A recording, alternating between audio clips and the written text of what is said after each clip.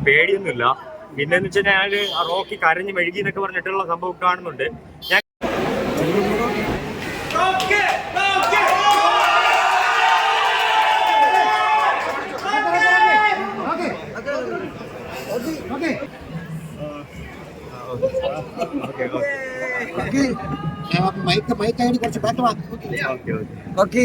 എന്താ ഒരു ഇറങ്ങി കഴിയുമ്പോ ഒരു ഫീൽ ഒരു ഡിഫറെന്റ് ഗെയിം ആയിരുന്നു. പക്ഷെ നല്ല അടിപൊളി ഗെയിമായിരുന്നു. നിങ്ങളെല്ലാവരും കണ്ടതാണല്ലോ അല്ലേ? പക്ഷേ എങ്കിൽ ഞാൻ വലിയൊരു ഗെയിമറൊന്നും അല്ലാത്തതുകൊണ്ട് എനിക്ക് ഗെയിം കളിക്കാനൊന്നും പറ്റിയില്ല. അപ്പോൾ ഞാൻ എങ്ങനെയാണോ പുറത്ത് അതുപോലെയാണ് അവിടെ നിന്നത്. ഒരു കാര്യം ഞാൻ കയറിയപ്പോൾ പറഞ്ഞതുപോലെ തന്നെ അച്ചമില്ലേ അച്ചമില്ലേ അച്ചം എൺപതില്ലയെ ഇച്ച കൊണ്ട പോലെല്ലാം തോற்று വിട്ട പോതിലും അച്ചമില്ലേ അച്ചമില്ലേ അച്ചം എൺപതില്ലയെ ഉച്ച മീത് വാണിടുന്ന് വീഴുകിன்ற പോതിലും അച്ചമില്ലേ അച്ചമില്ലേ അച്ചം എൺപതില്ലയെ. എനിക്ക് പേടിയൊന്നുമില്ല.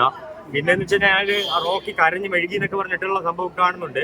ഞാൻ കരഞ്ഞതെന്ന് വെച്ച് കഴിഞ്ഞാൽ രണ്ട് കാര്യങ്ങൾ കൊണ്ടാണ് ഞാൻ കരഞ്ഞത്. ഒന്നാമത്തെ കാര്യം എന്ന് വെച്ച് കഴിഞ്ഞാൽ ഞാൻ 6 വർഷം കാത്തിരുന്ന് എനിക്ക് കിട്ടിയ ഒരു അവസരം എനിക്ക് മിസ്സായി. അത് ഒരാളിന്റെ ആക്ട് കൊണ്ടോ ഒരാളുടെ ആക്ഷൻ കൊണ്ടോ എന്റെ റിയാക്ഷൻ എവിടെയോ പോയി എനിക്ക് മിസ്സായി. അതോർത്തിട്ട് ഞാൻ കരഞ്ഞു. രണ്ടാമത്തെ കാര്യം എന്ന് വെച്ച് കഴിഞ്ഞാൽ ഒരു ദിവസം ഞാൻ സിജോയെ എൻ്റെ ഒരു ഫ്രണ്ടായിട്ട് കണ്ടു.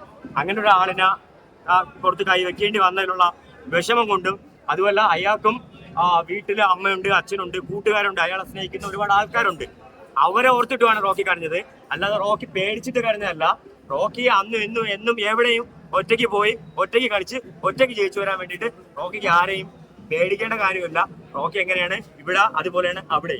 പിന്നെ സിനിമയിലെ റോക്കി ആണെന്നുണ്ടെങ്കിൽ സ്റ്റാർട്ട് ആക്ഷൻ ക്യാമറ പറയുമ്പോഴത്തേക്ക് ആക്ഷൻ കാണിക്കും, കട്ട് പറയുമ്പോൾ കട്ടാവും. റിയൽ റോക്കിക്ക് സ്റ്റാർട്ട് ക്യാമറ ആക്ഷൻ ഒന്നും വേണ്ട. Always Rocky going on action. ഒരുപാട് പറയാനുണ്ട്.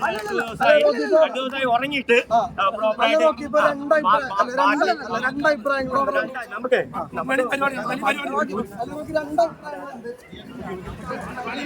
എല്ലാവർക്കും എന്റെ നന്ദി.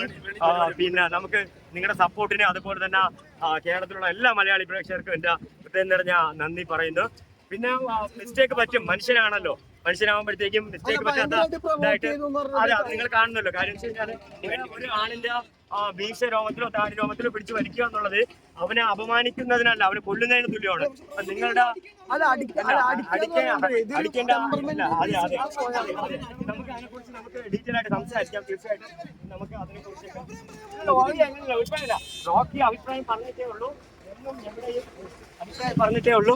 അഭിപ്രായം പറയും. പക്ഷേ എനിക്ക് കുറച്ച്